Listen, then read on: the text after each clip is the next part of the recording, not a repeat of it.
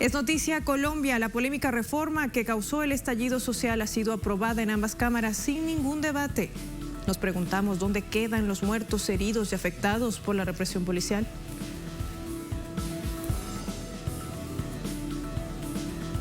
También es noticia Ecuador. Productores del campo protestan contra el gobierno de Guillermo Lasso. Los trabajadores campesinos están denunciando que han sido incumplidas las promesas electorales. Y es noticia Argentina. La nación está preparada para las elecciones primarias abiertas, simultáneas y obligatorias, conocidas por sus siglas como PASO, que se realizarán este domingo 12 de septiembre. ¿Qué significan para los partidarios del gobierno y de la oposición estos comicios?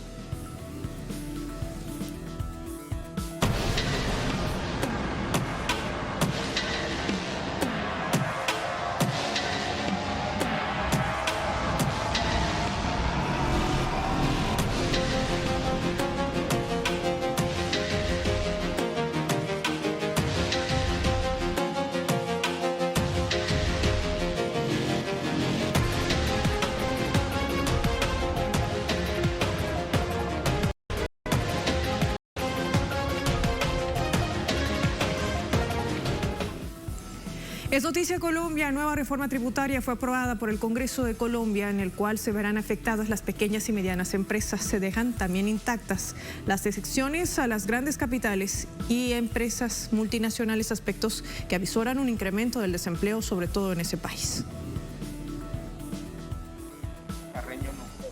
La tercera reforma tributaria que presentaba el gobierno de Iván Duque fue aprobada en tiempo récord, en todo su articulado por la mayoría oficialista en el Senado y la Cámara de Representantes del Congreso. La oposición se retiró del recinto luego de cuestionar el escaso tiempo destinado al estudio y debate del proyecto de ley, además del rechazo a las propuestas y críticas debido a la inclusión de temas heredados de las propuestas del anterior ministro de Hacienda objetadas por la ciudadanía durante las jornadas de protesta. Compañeros, lean bien el artículo que ustedes están aprobando, porque yo no lo voy a aprobar. No consideraron ni la ponencia alternativa que presentamos los verdes, ni más de 55 proposiciones. No quisieron aceptar modificar los regalos tributarios que entregó Carrasquilla en el 2019, las exenciones a la importación de bienes de capital, a la megaminería, a la industria de los hidrocarburos. No le hacen cosquillas a la estrategia o a la estructura, desigual. En el reciente estallido social, parte de la indignación de la gente era porque la gente está absolutamente mamada de que le den chichiguas. No quieren migajas. La gente lo que quiere es dignidad. Y esto que se está proponiendo aquí no les da dignidad. Conforme al cual los contribuyentes con mayor capacidad de pago deberían pagar más impuestos. La reforma tributaria busca recaudar cerca de 4.000 millones de dólares, que según el gobierno estarán destinados a financiar los programas sociales y atender a los sectores golpeados por la crisis en medio de la pandemia. Un aumento, un incremento en el impuesto a las herencias. Los distintos partidos políticos han depuesto sus intereses y todos ellos están centrados en los propósitos que nos unen, que nos reúnen como nación. Cómo generar más empleo para la juventud, más empleo también para los adultos, para las mujeres, más oportunidades también para el micro y el pequeño empresario. Analistas económicos aseguran que lo aprobado impacta duramente a pequeños y medianos empresarios que deberían pagar mayor tributación, sectores que precisamente son los más afectados por la crisis económica, mientras las grandes empresas seguirán gozando de beneficios tributarios. No se soluciona de manera estructural el problema tributario en Colombia y se siguen manteniendo las exenciones. Entonces, en ese orden de ideas, es una reforma tributaria que fundamentalmente afectará la generación de empleo por parte de las pequeñas y medianas empresas y una reforma tributaria que sigue manteniendo un orden desigual, una estructura tributaria desigual, en el sentido en que las grandes fortunas siguen teniendo esas exenciones, los grandes capitales siguen teniendo esas exenciones. Mientras el gobierno habla de una ley de financiamiento social que busca obtener recursos para programas como ingreso solidario, la creación de nuevos empleos para jóvenes, matrícula cero en el acceso a la universidad e impuestos de renta para empresas, que será el 35%, los analistas sostienen que de los 4.000 millones de dólares que se recauden, solo el 40% se destinará al rescate social y la otra mitad se utilizará para apalancar el endeudamiento público. Hernán Darío Tobar, Telesur, Bogotá, Colombia. Más detalles de este tema con nuestro corresponsal hasta la capital de Colombia, hasta Bogotá nos vamos. Hernán Tobar con los detalles. Bienvenido. Paola, televidentes, muy buenas noches. Pues una maratónica jornada, como lo hacíamos o lo reseñábamos en la nota. Prácticamente la aprobación se dio en día y medio. Los congresistas de la oposición que se retiraron del recinto del Senado aseguran que las ponencias se pasaron el lunes a las 5 de la tarde y la plenaria se citó para las 6 de la tarde y el día de ayer se les avisó que ayer mismo se votaría esta reforma tributaria. Por lo tanto, pues aseguraron que no hubo tiempo ni para la discusión ni para el debate. Se negaron muchas proposiciones que estaban relacionadas pues con el cambio de alguno de los articulados de esta reforma tributaria.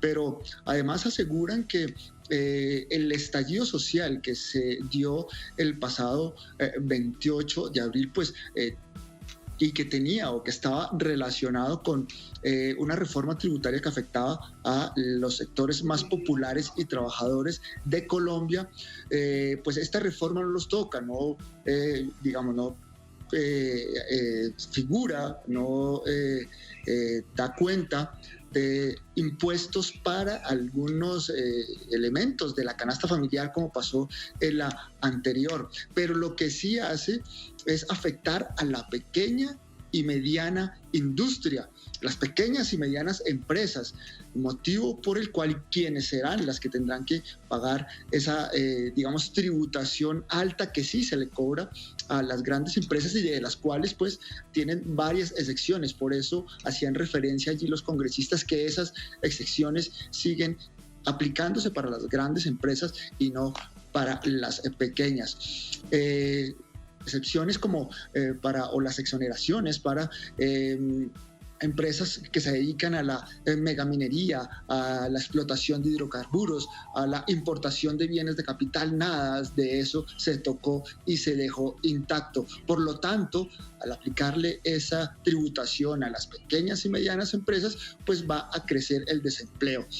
Un desempleo pues que se va a venir incrementando con el pasar de los meses al aplicar esta nueva reforma tributaria. Los analistas aseguran que para el próximo año o para el próximo gobierno también tendrán que hacer una nueva reforma tributaria precisamente por esos vacíos que está dejando esta. El gobierno habla de una ley de financiamiento social, le cambia el nombre, pero para los analistas lo que se está haciendo es poner pañitos de agua tibia a la grave crisis social que viven los sectores más vulnerables en el país.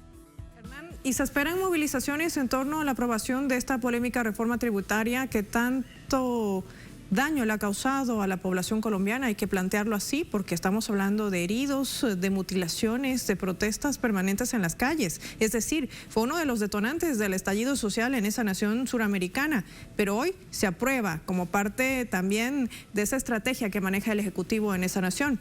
¿Qué se sabe? Así es, Paola, pues lo que han anunciado las centrales obreras es que para el próximo 28 de septiembre se esperan movilizaciones en contra de esta reforma tributaria, pero lo que hay que hacer es poco, porque ya está aprobada. Es muy complejo, pues que a través de otros mecanismos se pueda derrogar, a no ser de que sea por las altas cortes.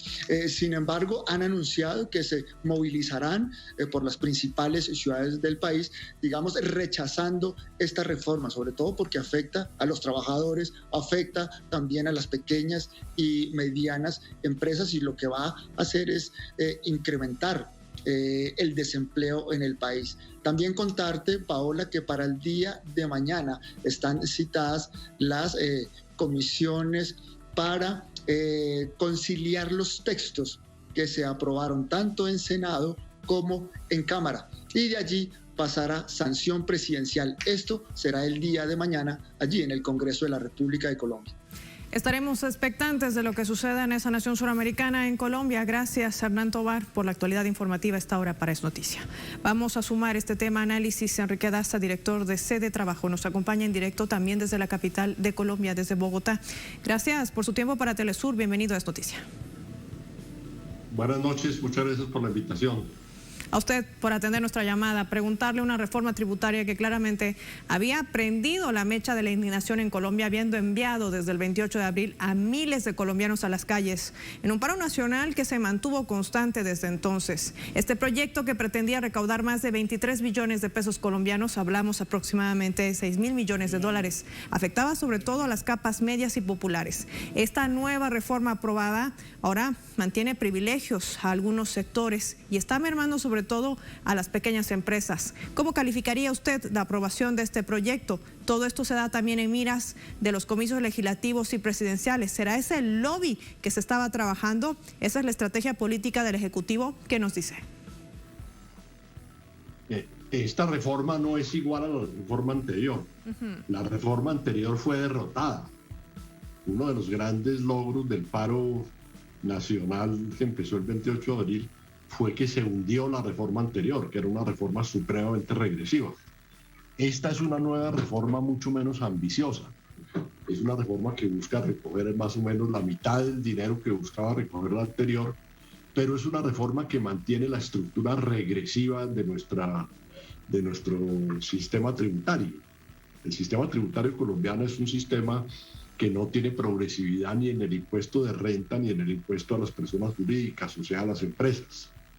Paga lo mismo un ciudadano, digamos, de clase media que un ultramillonario como persona natural, y pagan lo mismo las pequeñas y medianas empresas que las grandes empresas, lo cual la hace regresiva, con un agravante, y es que entre más riqueza posea una persona y más riqueza posea una empresa, pues la progresividad todavía es peor, ¿sí? Es decir, las inmensas fortunas pagan muy pocos impuestos, entre otras razones, porque son sujetas a diferentes beneficios o exenciones tributarias. Entonces, eso en primer lugar. En segundo lugar, la reforma introduce un aumento en la tributación de las empresas que pasa del 30 al 35%, sin diferenciar por tamaño de empresas. Eso significa que las pequeñas y medianas empresas, que son las que dan la mayoría del empleo y producen la mayor parte del tejido industrial colombiano, van a terminar pagando más que las grandes empresas. Y este va a ser un golpe bastante duro porque el Ejecutivo, no sé cómo está calculando poder superar el déficit fiscal, un problema bastante consecuente y grave que tiene la nación, sumando por supuesto a estas pequeñas y medianas empresas que apenas están sacando la cabeza después de una pandemia por la COVID-19 y del paro, y darles un aumento en el impuesto de renta podría estrangular aún más su crecimiento. ¿Eso es lo que nos quiere decir? Sí, señora. En este sentido, ¿cómo cree usted que va a marcar la estrategia del gobierno de Colombia para poder de alguna manera superar ese déficit fiscal? Es decir, recaudar más, mermar algunos sectores, ¿será la solución? La estrategia económica, donde además se suma la burocracia, es decir, va a haber menos inversión. Si yo cobro más impuesto, habrá menos inversión, no solamente interna, sino también extranjera. No, el gobierno no tiene el propósito de resolver el déficit fiscal, porque no lo puede resolver. En todo caso, el gobierno le está apostando es al endeudamiento externo y a las privatizaciones. O sea, la reforma no puede verse aislada de todo el conjunto de la política económica del gobierno. El gobierno acaba de vender una empresa muy importante que es la ISA, se llama, que es una conductora y transportadora y generadora de energía. Y además de eso, está previendo nuevas privatizaciones, entonces esa es una fuente de ingresos. Y la otra fuente de ingresos es el aumento del endeudamiento externo, lo cual implica que el gobierno tendrá que seguir aplicando programas de ajuste que implican pues limitaciones al mercado interno, aumento en los costos de los servicios públicos, disminución de la capacidad del Estado de intervenir en la economía, etcétera, etcétera, todo lo que contienen los programas de ajuste del Fondo Monetario. Entonces la reforma hay que verla en conjunto con estas otras políticas de privatización y de endeudamiento, no en sí misma. Estas políticas de privatización mermarán también no solamente para las pequeñas y grandes empresas o medianas empresas en realidad, sino también mermarán a la población en sus bolsillos, porque si hablamos de privatización se agravan los costos de los servicios básicos, sobre todo, que ya sabemos que son bastante altos en esa nación. En un país donde además la alta tasa de pobreza se ha incrementado también por la pandemia, ¿cómo va a reflejar esa radiografía, ese escenario, con este tipo de proyectos y de medidas aprobadas también de manera política allí en el Congreso de Colombia? El gobierno ha querido justificar la reforma hablando de que los recursos de esta reforma se van a invertir en un ambicioso gasto social. Lo que pues sucede es que ese gasto social, primero que todo, es insuficiente. Segundo que todo, es un gasto limitado en el tiempo, o sea que puede llegar hasta finales de este año. Y tercero, es un gasto social que no satisface las necesidades de ingresos y de consumo de la población y de salvamiento de las empresas. Evidentemente, esta es una política social que aunque la reforma se ha disfrazado de política social, uno podría pensar que efectivamente lo que el gobierno va a hacer es hacer un gasto social con miras a fortalecer su posición en las elecciones del año entrante. Entonces yo diría que es un gasto social con fines electorales. Un gasto social con fines electorales, seguramente sobre la balanza se tendrá que colocar si el subsidio pesa más que el empleo. ¿Por qué subsidio y no empleo? Es decir, se va a mermar entonces el poder tener una actividad económica, el poder tener una fuente de empleo con esta medida que imprime el gobierno de Duque. Es que el gobierno no tiene políticas de empleo ni en el campo industrial ni en el campo agrícola. El gobierno lo que tiene es una política remedial de pequeñas ayudas que en el fondo lo que hacen es hacer depender a la población de las ayudas gubernamentales y no crea nueva riqueza ni es sostenible en el tiempo, porque no habría recursos pues para darle a eso una permanencia. Entonces ese es digamos una falla. Durante este último año, el gobierno el empleo que se ha creado en Colombia básicamente es un empleo informal. No se ha creado empleo estable con trabajo decente. Y eso es lo que posiblemente va a pasar con las políticas de empleo del gobierno en este resto del mandato. Enrique, por último, cuando hay una reforma que ya está ya está aprobada prácticamente por ambas cámaras, representantes y el Senado, ahora tocaría su implementación, pero hay descontento. Una de las medidas que también llevaba o derivaba este estallido social en esa nación, más allá de las modificaciones que se hayan realizado o no a este proyecto, que son visibles, ahora habrá que ver qué tan tangibles son. Con esta nueva movilización a puertas que se va a desarrollar en los próximos días, ¿usted cree que es posible que se haga retroceder una vez más al Congreso y al Ejecutivo como se hizo la primera vez, aunque ya esta reforma esté aprobada? ¿O por lo menos harán escuchar su voz una vez más ante las políticas neoliberales que sigue imprimiendo el gobierno de Duque? ¿Qué nos dice? Yo creo que no se va a poder derrotar, porque el ritmo de la movilización ha disminuido y en los sectores, digamos, de oposición al gobierno están canalizando su protesta. Yo creo que lo van a canalizar a través de la participación electoral, tratando de darle al gobierno una derrota en las urnas. Por último, no puedo dejar de aprovechar la oportunidad para preguntarle sobre las víctimas del 9 y 10 de septiembre del año de 2020, de aquellas personas que han sido, por supuesto, también víctimas de los familiares, más de 13 familias que también se manifiestan a un año de estos sucesos, no solamente los que se registraron en Bogotá, sino también en Soacha. ¿Qué nos dice en torno a este tema? No solamente sobre ellas, sino sobre las víctimas del paro nacional del 28 de abril. Yo pienso que lo que existe es una situación de impunidad. En los casos en donde no hay una impunidad total, se ha aplicado una justicia muy parcial sobre los escalones, digamos, más bajos de los operativos. No se ha enjuiciado a los que dan las órdenes, sino a los que hacen pues el trabajo sucio. De todas maneras, el clima general es un clima de impunidad, no hay ningún detenido y condenado significativo, y eso son investigaciones que se alargan y se alargan para que se diluya la investigación. Queremos agradecerle a Enrique Daza por habernos acompañado en este análisis oportuno, por su tiempo para Telesur y por haber participado en Es Noticia. Buenas noches. Buenas noches, muchas gracias. Las gracias a usted.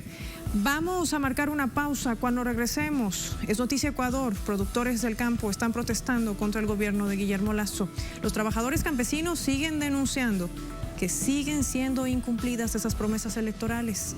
Vamos a analizar todo ese escenario cuando regresemos.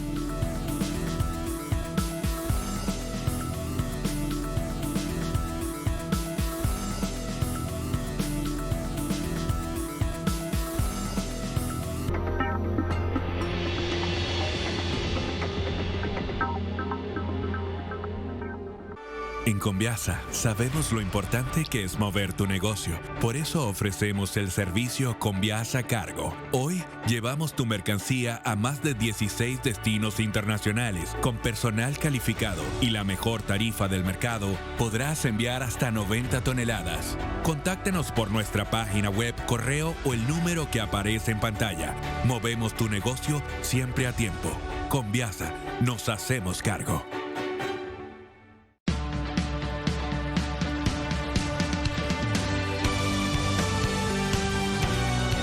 Porque Telesur siempre da más.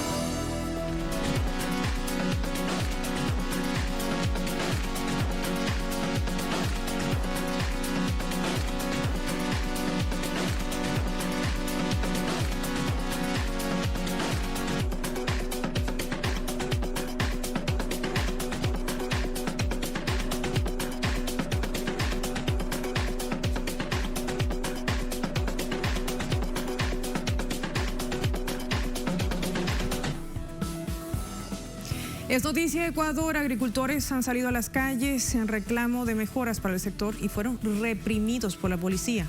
Las promesas de campaña de Guillermo Lasso no están siendo cumplidas. Es lo que ellos están denunciando.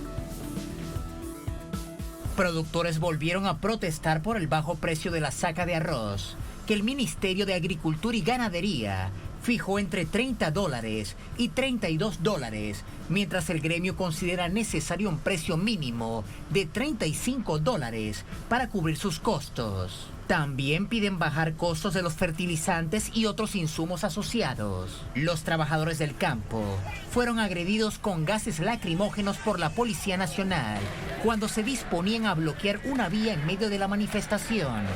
Uno de ellos resultó herido en la cabeza. Nosotros luchamos por nuestros derechos, que es la producción. Nuestros arroz no tienen precio. Las grandes empresas ya no quieren, no tienen plata para comprar. Estamos regalando y por eso esa lucha que estamos acá. ¿Cuántos puntos le cogieron en la cabeza? Como unos 6 puntos. ¿Y usted estaba protestando pacíficamente? Pacíficamente. Un veterano del tercer edad. ¿Cuántos años de edad tiene usted? 65 años ya. Las movilizaciones habían sido anunciadas la víspera tras la comparecencia en la Asamblea Nacional de la ministra Tangi Vera, que lejos de dar pie a una solución, hizo una exposición técnica de la política dirigida al sector. Hemos entregado aproximadamente 6.600 títulos de propiedad a familias agricultoras de nuestro país. Pero algo adicional, y algo que lo mencionaron también en las anteriores intervenciones, tecnificar, mecanizar al sector agropecuario de nuestro país es una prioridad. La ministra fue abucheada por el gremio de agricultores presentes.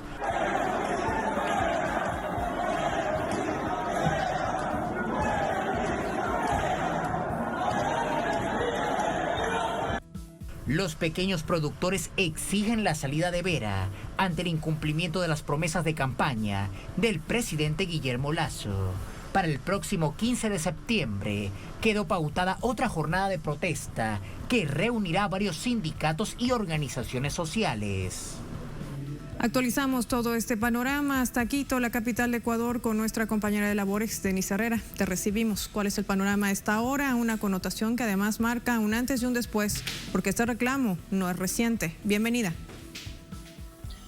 Hola Paola, qué gusto saludarte a ti, a toda la audiencia de Telesur. Así es, hoy se registró justamente lo que escuchamos en el reporte anterior, este enfrentamiento, prácticamente la respuesta de la Policía Nacional frente a un reclamo del sector de agricultores, particularmente de los arroceros, y se conoció que uno de ellos, incluso quien se trata que es el presidente de la Federación Nacional de Asegurados del Seguro Social Campesino, de la FEUNASC, Luis Pilalot, fue herido debido a estos enfrentamientos y esta represión. ¿Por qué se produce esto, Paola?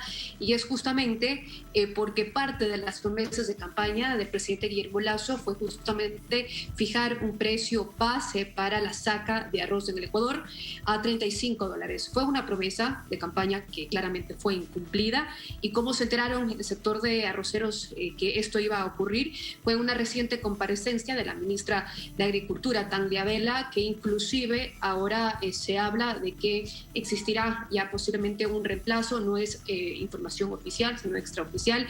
Se habla mucho de su presunta salida debido a que no se pudo llegar a un acuerdo con este sector del país, por lo cual no solo genera bastante expectativa y malestar de este sector, Paola, recordemos que ya hay una serie de reclamos puntuales a las recientes propuestas y anuncios por parte del gobierno nacional que se tratan ahora lo que bordea todo el tema económico. Recordemos que hay un llamado ya de movilización mañana del sector de los estudiantes, esto debido al recorte del presupuesto para la educación que fue planteada por el gobierno dentro de la proforma del presupuesto para el 2021, y asimismo la próxima semana habrá otra movilización por parte del Frente Unitario de Trabajadores. En este tema será por la creación de un código de trabajo paralelo al que ya existe actualmente en el país. El gobierno sostiene que se está velando los derechos de los trabajadores, que se garantizarán nuevos mecanismos para que se pueda reactivar la economía. Sin embargo, tenemos estos escenarios que generan bastante preocupación, más aún cuando no se cumple lo que se dice y se termina haciendo completamente otras cosas. En ese sentido, el sector, por ejemplo, del arrocero ha confirmado que no van a parar con las acciones, que las movilizaciones y el cierre de vías de esto ocurrió en la costa ecuatoriana, en el cantón Daule, esto en la provincia del Guayas. Van a continuar tomando estas medidas, Paola, hasta que puedan llegar a un acuerdo, y más que nada porque fue una promesa que se había ya planteado previo a que gane el presidente Guillermo Lasso la presidencia. Así que hay bastante expectativa, más aún también cuando hoy el ministro de Finanzas ha confirmado un nuevo acuerdo con el Fondo Monetario Internacional por los 800 millones que será destinado, según lo que argumentó el gobierno, para reducir el déficit fiscal y asimismo buscar mecanismos que reemplacen como un único ingreso al petróleo en el Ecuador. Muchísimas gracias, Denise. Estaremos pendientes entonces del pronunciamiento, sobre todo los productores arroceros, que además no es el único gremio que sale en protesta para que se le dé una solución, no solamente a la producción, sino sobre todo a la comercialización, que es el gran problema que está siendo mermado, sobre todo por los efectos de la COVID-19, por el tema de la pandemia. Denise Herrera desde Quito. Gracias, compañera. Vamos a sumar al análisis, ¿les parece? Javier Jurado Bedrán, magíster, asambleísta por la bancada UNES, ingeniero agropecuario y máster en administración pública, nos acompaña desde Bucay, desde el Ecuador. Gracias por su tiempo para Telesur. Bienvenido a Es Noticia. Gracias a ustedes por la oportunidad, Tatiana.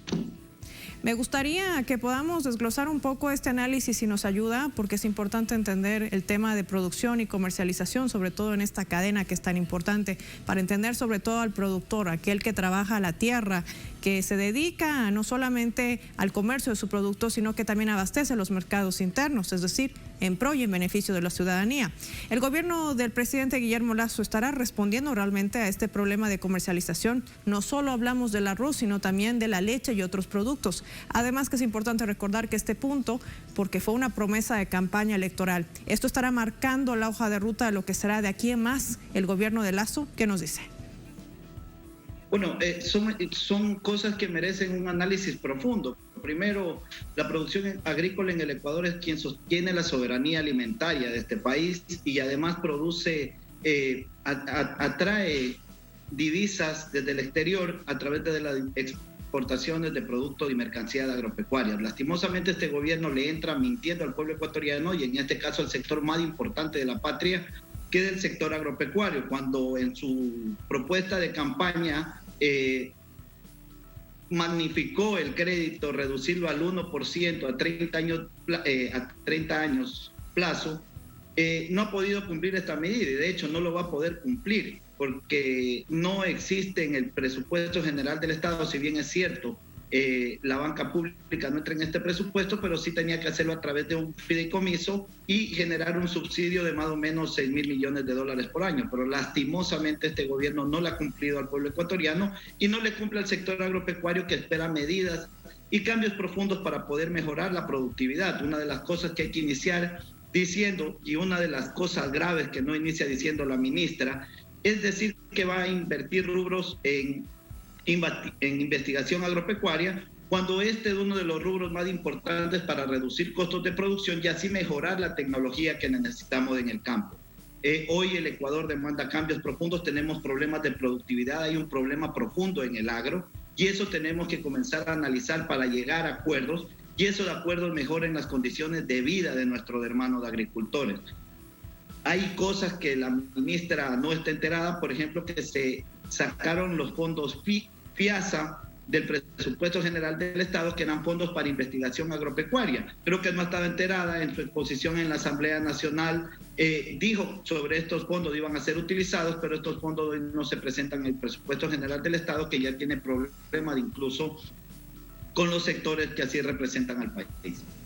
En este punto, Javier, cuando tú nos dices Ecuador tiene que trabajar con los productores que garantizan una soberanía alimentaria, ¿qué tan lejos está Ecuador no solamente de tener una verdadera soberanía alimentaria, sino sobre todo una seguridad alimentaria, que es algo principal y primordial dentro de los pilares de producción? Además, cuando hay un anuncio por el propio ministro de Finanzas de un acuerdo con el Fondo Monetario Internacional de 200 millones de dólares, ¿esto realmente ayudará a mitigar? ¿Será destinado a este sector tan golpeado, sobre todo por la pandemia de la COVID-19? ¿Cuál es la estrategia que traza en todo caso esta nación en torno a estos productores, no solamente a los arroceros, sino también de otros gremios? Considero que no van a utilizar ningunos 200 millones, los 200 millones serán destinados para pagar deuda. Además de eso, Tatiana, hay que decirlo, el presupuesto general del Estado contempla más de 60 millones de dólares para una consulta popular, cuando esos 60 millones de dólares se pudo haber destinado a los presupuestos priorizados o también destinarlos al presupuesto de agricultura y ganadería, que hoy son tan necesarios, y para poder solventar y sostener una soberanía alimentaria necesitas crear oportunidades en el campo. El Ecuador tiene graves problemas, por ejemplo, uno de esos es la edad promedio del hombre en el campo. Uno de los problemas que tenemos, ahí decía uno de los compañeros agredidos, 75 años, es el país donde los agricultores hacen un justo reclamo por el no pago al precio mínimo de sustentación de los productos sensibles en este país y son reprimidos por este gobierno. Este gobierno está creando condiciones de abandono para el campo. Hoy nuestros hermanos agricultores, en el caso de mi pueblo de Bucay, más o menos 100 personas han salido en menos de un mes, un éxodo migrante que no se ha visto en otras épocas, y tenemos que comenzar a hacer análisis profundos para poder sostener esa soberanía y esa seguridad alimentaria que tiene ejes transversales y que tienen que tener una mirada integral desde el gobierno y desde el Estado. Las políticas para el sector agropecuario no pueden ser políticas de gobierno, tienen que ser políticas de Estado que se sostengan en el tiempo y así puedan mejorar las condiciones de vida del sector más importante de este país. Pero que además vayan acompañadas de una verdadera voluntad política. Si esto no existe, no va a haber una verdadera transformación. O como en algunas otras naciones, como el ejemplo de Bolivia, se plasma una revolución agraria que garantice no solamente el derecho de los productores, sino que se cumpla esa cadena de producción que llegue del productor al consumidor, es decir, tampoco elevando los costos de los productos. Estas políticas que tú hablas en la sustentación del arroz y la derogación sobre todo los decretos que permiten el incremento mensual de los combustibles, ¿tú crees que serán parte de la solución? ¿Qué opinas? Mira, primero, tenemos que trabajar en la reducción de costos de producción, es imperante. asimismo acompañados de un precio mínimo de sustentación que proteja al pequeño agricultor. El precio mínimo de sustentación está diseñado para proteger al pequeño y mediano agricultor. Recordemos que tenemos deficiencia en la producción y esas deficiencias se debe a que el Estado no ha dotado de herramientas correctas. Además, tengo que decir, esta crisis se avecina desde el 2018, 2019, 2020 y 2021. Esta es la continuidad del gobierno de Lenín Moreno y lastimosamente esto ha afectado que se cierren varios proyectos del gobierno de la Revolución Ciudadana que mejoraban las condiciones de vida del hombre en el campo y hoy ya no están. Y por no estar presente de esos proyectos que eran políticas encaminadas de Estado, hoy los agricultores sufren las malas estrategias de un gobierno que no midió sus palabras al hacer una propuesta de campaña, que la lanzó por ganar. En la costa ecuatoriana no le creyeron esa propuesta, en el campo ecuatoriano no le creyeron a esa propuesta porque sabían que no se podía cumplir y tenía que hacer una propuesta racional que se pueda cumplir y así mejorar esas condiciones para que la gente del campo se quede en el campo, podamos seguir produciendo correctamente los productos del campo, los productos sensibles que tienen que tener una protección. Y me preocupa mucho cuando un legislador comienza a hablar de costos de producción y te dice, tenemos que liberar el precio mínimo de sustentación y que estos productos se regulen en la oferta y la demanda. El Ecuador es un país poco competitivo en el sector agropecuario, una por su baja productividad, que merece... Había varios temas, uno de esos de investigación, otro de esos comercialización, y tenemos que ir mejorando esas condiciones. ¿Cómo lo hacemos? Generando primero empleo en el campo, luego dejando que la gente del campo pueda producir libremente y mejorar esas condiciones de productividad y que esas condiciones de productividad estén de la mano de la dignidad de los sueldos en el campo. Hoy el hombre del campo sufre uno de los peores embates y este gobierno no está haciendo nada para reducir esos costos de producción. Estamos conscientes. No es mejor un precio más alto al precio mínimo de sustentación, no. Pero el Estado tiene que proteger, porque si le liberamos de esos productos para que se regulen por oferta y demanda, quienes van a perder son nuestros hermanos agricultores. Y ese campo ecuatoriano va a ser abandonado y por tal no vamos a poder sostener la soberanía alimentaria que constitucionalmente está protegida. Los más afectados, los pequeños productores que están entregando estos suministros, esta producción prácticamente a la pérdida, para que nuestra pantalla latinoamericana nos entienda. Y con esto, Javier, preguntarte en qué va a desencadenar este conflicto. Ya los productores arroceros han dicho que no van a levantar las medidas, los bloqueos persistirán, pero el gobierno responde con represión. ¿Qué nos dices? En este país se ha judicializado la protesta social. Nuestros hermanos agricultores están en una justa protesta porque así debe de ser. Están reclamando un precio mínimo, están reclamando el cumplimiento de ese precio mínimo. En el Ecuador hay legislación que protege el precio mínimo de sustentación. El artículo 308 del COIP protege contra un delito, el cual no puede ser sancionado, y este gobierno tiene que crear herramientas, no tiene que crear razonamientos ilógicos, lluvias de ideas. Este gobierno tiene que basar su plan ordenado en un conjunto de acciones. Lastimosamente, la ministra es una lluvia de ideas, como te pudiste dar cuenta en lo que ustedes transmitían. Hace una lluvia de ideas, ninguna tiene una solución a corto, mediano plazo y largo plazo. Tenemos que tener 3 condiciones, y esas condiciones que van a llevar a superar estos problemas tienen que estar acompañadas de razonamiento técnico. Lastimosamente, no hay gente preparada dentro de la institución que regula la política pública agropecuaria. Y es así que el presidente tiene que tomar una decisión, tiene que mejorar las condiciones de vida. El hombre del campo no quiere estar protestando, el hombre del campo quiere producir, lo demostró durante la pandemia. El campesino ecuatoriano ha sido responsable. En la ley de apoyo humanitario al sector agropecuario no se le dio una sola letra. Y eso lastimosamente ha llevado a una depresión de toda la producción nacional y además de eso el abandono que hoy sufre el campo lastimosamente. Javier Jurado, queremos agradecerte por tu tiempo para Telesur, por habernos acompañado en este análisis oportuno en Es Noticia. Buenas noches. Gracias a ustedes por la oportunidad y gracias por estar pendientes del agroecuatoriano. A usted por atender nuestra llamada. Vamos a ir a la segunda y última pausa. Cuando regresemos en Es Noticia, hablaremos de la Argentina. Esta nación está preparada para las elecciones primarias abiertas, simultáneas y obligatorias. conocidas por sus siglas como PASO, que se van a desarrollar este domingo 12 de septiembre. Nos preguntamos qué significa para los partidarios del gobierno y la oposición este proceso. Lo analizamos al regreso.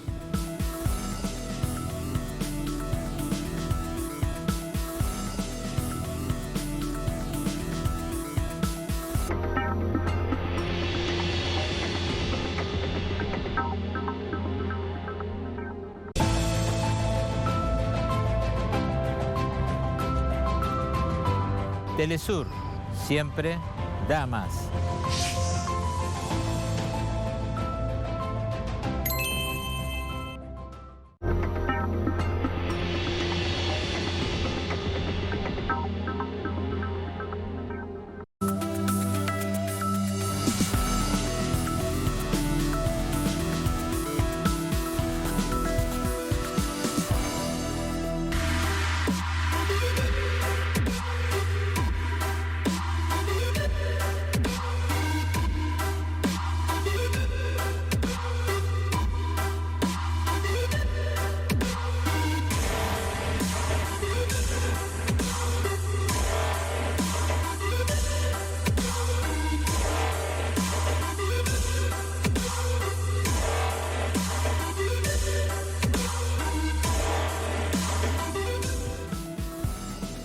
Es noticia argentina, el próximo 12 de septiembre se celebrarán las elecciones primarias, son abiertas, simultáneas y obligatorias, conocidas en esta nación por sus siglas como PASO.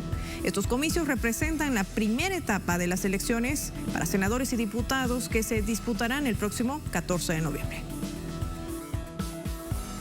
Las PASO se crearon en 2009 bajo el mandato de Cristina Fernández de Kirchner, tras aprobarse la ley electoral número 26.571, conocida como la Ley de Democratización de la Representación Política, la Transparencia y la Equidad Electoral. Cualquier ciudadano o ciudadana puede votar por el frente electoral o partido político de su preferencia. Son simultáneas, ya que se realizan el mismo domingo en todo el país y son obligatorias. Para esta nueva jornada, los y las candidatas de las diferentes fuerzas políticas han presentado diversas propuestas. Para los partidos pertenecientes a la izquierda argentina, los temas relacionados a vivienda, los derechos de las mujeres y las alianzas con sectores obreros representan parte de esta agenda. Hay problemas fundamentales que se presentan en la ciudad, que tienen que ver con el trabajo, con la salud, con la educación, con la vivienda, que en general solo la izquierda los ha defendido. Y hemos dicho muchas veces en esta campaña, y me importa resaltarlo, que Larreta y el macrismo que gobierna hace 14 años la ciudad de Buenos Aires ha privatizado buena parte de la ciudad, pero no lo ha hecho solo, lo ha hecho con cómplices, que hoy van en listas que se llaman opositoras. Y en cambio el Frente de Izquierda no solo dice que es opositor a Larreta, sino que lo ha hecho en la legislatura y también en las calles. Represento una agenda específica que tenemos las mujeres en este país y en representación de las mayorías de ellas que hoy están siendo absolutamente afectadas por los planes de ajuste gubernamentales que existen y que particularmente afectan a las mujeres trabajadoras. Entonces, llegar al Congreso de la Nación para nosotros desde el Frente de Izquierda Unidad es llegar con toda una agenda que tiene que ver con ofrecer trabajo genuino para las mujeres, trabajo registrado para terminar con los salarios de indigencia que existen. Por su parte, desde las alianzas opositoras a la izquierda y al gobierno, apuestan a desplazar al Frente de Todos, partido gobernante en el país. Para el partido Juntos por el Cambio, se amplían algunas expectativas, ya que junto al partido de gobierno tienen posibilidades de sumar legisladores. Como presidente del PRO, nuestro objetivo es lograr que haya una idea, un modelo de país productivo, con educación, con más empleo privado que público, y eso es ganarle a un modelo que expresa el kirchnerismo. En medio de este panorama político, el Frente de Todos mantiene una pequeña ventaja sobre Juntos por el Cambio. El Frente de Todos cuenta con un núcleo más sólido, mientras que la oposición intentaría avivar el sentimiento de antipolítica y redirigirlo contra el gobierno nacional utilizando como pretexto la pandemia de la COVID-19. En este contexto, sometemos al análisis a Atilio Borón, politólogo y sociólogo argentino, doctor en ciencia política, además de Premio Libertador al Pensamiento Crítico 2012. Nos acompaña desde Buenos Aires, la capital de Argentina. Un honor recibirlo. Bienvenido a Es Noticia. Es muy amable, Paula. ¿Cómo está? Buenas noches. Buenas noches. Antes que nada quiero preguntarle, lo que dejan claro los sondeos de opinión en la Argentina es que en ese país se mantienen los dos grandes bloques que están dominando la política nacional desde el regreso a la democracia. El reparto de estas dos fuerzas más destacadas nos marcarán un panorama claro de lo que se avisora no solamente este domingo, sino para el mes de noviembre. Y a su criterio, esto estará muy relacionado, parecido a lo que hemos registrado en las elecciones presidenciales del 2019. Y por último, ¿qué tan creíbles son las encuestas en esa nación? Bueno, a ver, primero por lo último, las encuestas usted sabe que hoy en día están siendo muy cuestionadas, no porque quienes las llevan adelante no sean competentes, sino porque todo el tema este del neuromarketing político y el papel de las redes sociales hace que usted pueda hacer una encuesta y no la pueda hacer después de, por ejemplo, ya no se pueden hacer encuestas ahora en la Argentina, pero la gente sigue recibiendo un bombardeo permanente de informaciones, de invitaciones a votar por uno u otro candidato a partir de las redes sociales, en lo que podríamos llamar un mercado comunicacional absoluta y totalmente desregulado. Entonces las encuestas, digamos, el día martes pueden dar un resultado, pero los efectos, ¿verdad?, que tiene esa propaganda política y sobre todo la propaganda utilizando las llamadas Big Data y todo lo demás, hace que de repente cambien las orientaciones del electorado. Por eso, en general, en todo el mundo estamos viendo los politólogos que las encuestas ya no tienen la certeza de previsión que tenían en el pasado. Entonces, bueno, pero en general uno puede darse cuenta de que algunos puntos más, algunos puntos menos, me parece por lo que hemos visto acá en Argentina, que el oficialismo va a salir como triunfador en este torneo electoral y eso pese a la intensificación de la campaña por parte de la oposición, una derecha que se ha venido radicalizando en una línea parecida a lo que ha sido Trump en Estados Unidos, lo que es Bolsonaro hoy, ¿verdad?, o lo que representa el fujimorismo en el Perú, es decir, una derecha que se ha plantado de manera muy firme, procurando no solamente ganar la elección, sino de alguna manera crear algunas instancias que puedan poner fin al gobierno de Alberto Fernández, ¿no es cierto? Cosa que no lo van a lograr. Y le digo por qué. Porque esta derecha apostó desde el inicio de la pandemia a que el gobierno sería incapaz de llegar a tener un cierto grado de control de la pandemia. Digo cierto grado porque en ningún lugar está totalmente controlada, ¿verdad? Ni siquiera en Estados Unidos y en Europa. Pero acá, cuando se vieron las imágenes aquellas, los hospitales en el Ecuador, ¿verdad?, en Guayaquil, gente muriendo en la sala de espera o en la calle esperando ser atendido, o lo que hemos visto en Nueva York, por ejemplo, gente que moría fuera de los hospitales, un poco la apuesta que hizo la derecha argentina fue que eso ocurriría acá. Y la verdad que el gobierno se las ingenió para que eso no ocurriera. El proceso de conseguir las vacunas fue muy complicado, muy trabajoso. Usted sabe, Paula, que lo que hay es una geopolítica de las vacunas, no podemos engañarnos, ¿verdad?, en eso. Las vacunas de alguna manera llegan a los países en función de arreglos y acuerdos geopolíticos y bueno, de alguna manera las vacunas norteamericanas llegaron muy tardíamente y en pequeña cantidad a la Argentina, lo cual dio lugar a que la derecha insistiera mucho en eso, despreciando la vacuna rusa, ¿no es cierto?, las vacunas chinas, que al fin y al cabo demostraron ser muy efectivas. Y creo que eso es lo que de alguna manera los tiene muy malhumorados y pensando que tienen que intensificar su discurso de odio para ver si pueden disputarle el primer lugar al gobierno. Yo personalmente creo que no lo van a lograr. Y sobre ese discurso de odio que se mantiene como una retórica constante de la extrema derecha, preguntarle, ¿habrá novedades? ¿Vamos a ver el surgimiento de nuevo liderazgo político? ¿Cambiará el mapeo político en la Argentina cuando hay preferencia sobre todo para el oficialismo en esta oportunidad? ¿Y qué incide para esta brecha marcada con la oposición, que por cierto hoy cerró campaña y que mañana lo hará prácticamente el oficialismo? ¿Cuál es su opinión? Mire, No creo que vaya a haber cambios muy significativos, personalmente, por lo menos entre ahora y la elección en noviembre, que es la definitiva. Digamos, hay que tener en cuenta acá, hay un problema que puede plantearse, es que en el marco de la pandemia hay ciertas restricciones a la circulación, que cada vez son menores, por no decir que han desaparecido casi por completo en la Argentina. Alguna gente puede estar tentada de no ir a votar, aunque en este país el voto es obligatorio, ¿verdad? Y si bien la penalidad se aplica, que se puede aplicar, es muy marginal, casi insignificante, pero además hay una vocación de la gente muy fuerte para ir a votar. Creo que una de las grandes preguntas va a ser cuánta gente va a ir a votar. ¿Tendremos una afluencia que esté en torno al 72-75% o estaremos por debajo? Evidentemente que eso va a ser uno de los datos fundamentales. Pero en cuanto hace al liderazgo, se está hablando acá de elecciones de diputados y senadores. Entonces, Paula, no creo que haya, digamos, un espacio como para que se puedan perfilar por ahora nuevas alternativas y nuevos liderazgos. En el caso de la derecha hay un proceso muy grande de descomposición, ¿verdad? El presidente Macri enfrenta gravísimos problemas judiciales,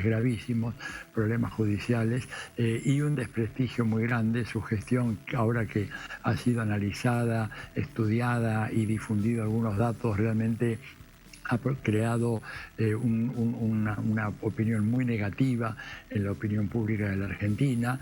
Hay una disputa por el liderazgo en el marco de la derecha. Está quien es el jefe de gobierno de la ciudad de Buenos Aires, que es Horacio Larreta, que aspira a ser el polo unificador de todo este bloque de la derecha, pero es un bloque muy complicado, muy heterogéneo. Uno de los elementos que conforman ese bloque es el Partido Radical, ¿verdad?, que traicionó todas sus banderas en el pasado y se convirtió prácticamente en una marioneta de la derecha siendo el PRO, ¿verdad?, el partido de Macri y de Patricia Bullrich, y ahora hay una reacción muy fuerte dentro de ese Partido Radical a tratar de ellos tener un juego propio. Entonces, a mí me parece que va a haber una división muy fuerte, no está claro el término de liderazgo. Y bueno, en el frente de todos la cosa está un poco más clara, ¿verdad? Y si los datos de la reactivación económica que han venido surgiendo con mucha fuerza en los últimos meses son tenidos en cuenta por el electorado, cosa que los grandes medios de comunicación se empeñan en desconocer, porque si usted lee los diarios de la Argentina o mira los grandes canales de televisión, prácticamente de eso no se habla de la cantidad de personas que murieron por la pandemia, etcétera, etcétera, pero nada se dice sobre la recuperación económica, que está calculada que va a ser del 8% para este año. Es cierto que hubo una caída, como hubo en todo el mundo, ¿verdad?, en el Producto Bruto, pero por ejemplo, para tomar un dato concreto, el diario Clarín este domingo se deshacen elogios al gobierno italiano, que va a tener una recuperación del 6% para este año en Italia, habiendo caído el 12% el Producto Bruto italiano. La Argentina cayó el 10%, se recupera el 8% y está lleno de problemas, dudas, que esto no es real, que no se va a sostener. O sea, hay una manipulación, ¿verdad?, realmente impresionante de la comunicación. Si el electorado de alguna manera toma nota y experimenta, ¿verdad?, que hay una reactivación y al mismo tiempo ya hay una gran parte de la población argentina que por lo menos tiene una dosis de vacuna, puede realmente inclinar la balanza de una manera bastante favorable al gobierno. Hay pero un problema, Paula, que es un problema casi insoluble, por lo menos en los marcos actuales del capitalismo argentino, que es el tema de la inflación. Este país es un país de inflación crónica y eso deteriora muchísimo el poder adquisitivo de los sectores de la clase trabajadora, de las capas medias bajas, en general de todas, pero sobre todo estos dos universos así sociales, y estos pueden crear un cierto nivel de rechazo al gobierno y podrían eventualmente favorecer de alguna manera a la derecha o podrían irse hacia un pseudo voto antisistema, ¿verdad?, que está surgiendo, ¿verdad?, en la Argentina, y eventualmente hacia alguna de las formaciones de izquierda. Pero por los datos que vemos hasta ahora, eso no parece demasiado probable. Queremos agradecerle a Tilio Borón por habernos acompañado en este análisis oportuno, por esa lectura que además marca esa ruta política que veremos no solamente el domingo, sino lo que se avisora para el mes de noviembre. Gracias por su tiempo para Telesur, como siempre, por participar en Es Noticia. Buenas noches. Buenas noches. Buenas noches. Así finaliza Es Noticia. Ha sido un placer acompañarle. Soy Paola Pérez. Buenas noches.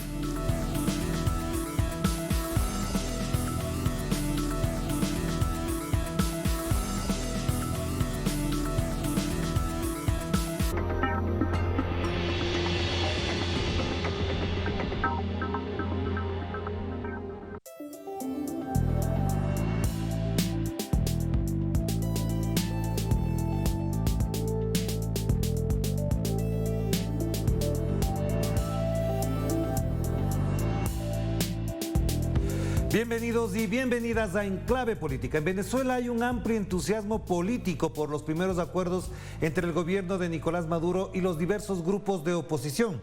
Y digo entusiasmo porque eso, además de destrabar algunos mecanismos políticos de la democracia de ese país, alienta la posibilidad de eliminar las causas que supuestamente llevan a Estados Unidos a bloquear, hostigar y sobre todo amedrentar a la economía y a la sociedad de ese país, el país de Simón Bolívar. ¿Hasta dónde esto tendrá una salida factible para las elecciones de noviembre próximo? ¿Cómo pesan e impactan las posturas de un presidente como el de Colombia, Iván Duque, que se mete a cuestionar el acuerdo? ¿Estados Unidos apoya este proceso o mueve sus fichas para torpedearlo? De esto queremos conversar con la abogada y analista Olga Álvarez, a quien le damos la más cordial bienvenida. Qué gusto tenerla por acá, Olga. ¿Cómo está usted? Gracias, Orlando. Gracias a todos los que nos ven por Telesur. Gracias. De entrada le preguntaría cómo valora todo el proceso que se ha llevado en México, en el que han participado diversos grupos de oposición y el gobierno para llegar, por ejemplo, en esta semana a los primeros acuerdos.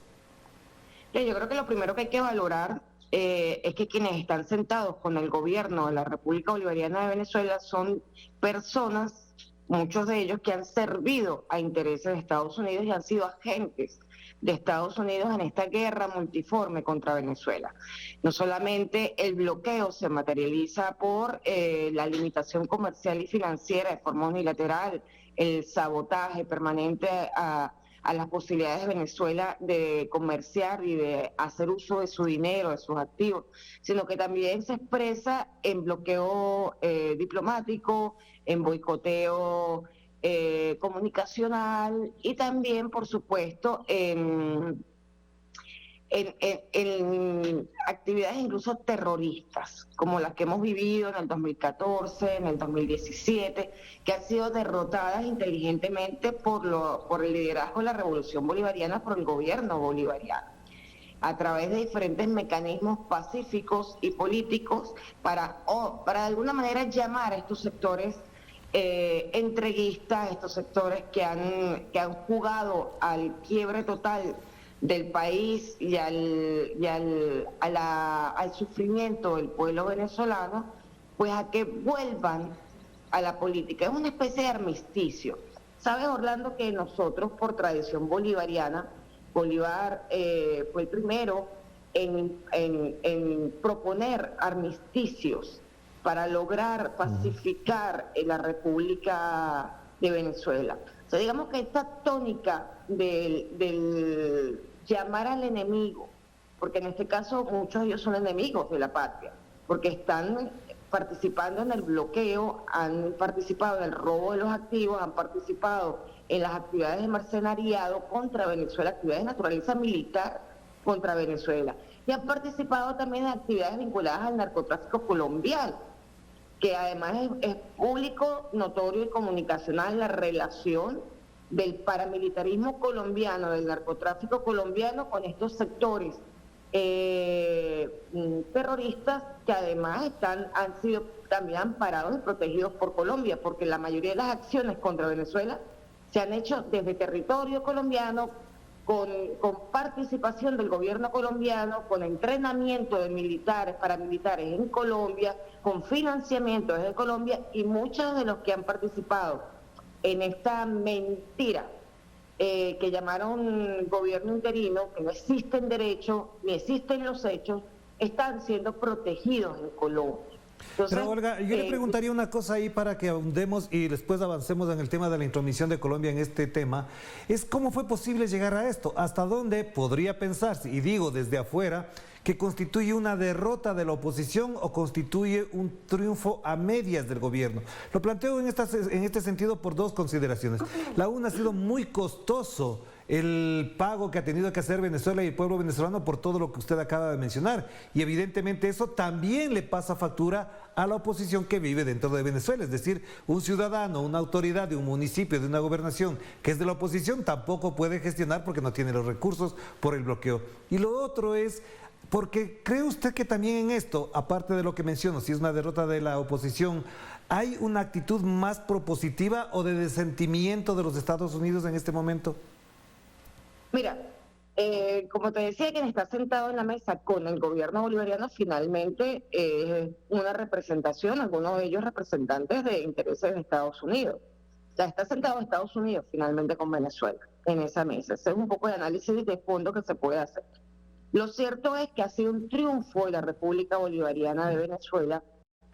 Primero, garantizar la paz, porque no se trata, el interés del gobierno de Venezuela y de la Revolución Bolivariana, de la mayoría de los venezolanos estén o no apoyando a la Revolución Bolivariana, es que haya paz. Realmente el motivo no son las elecciones.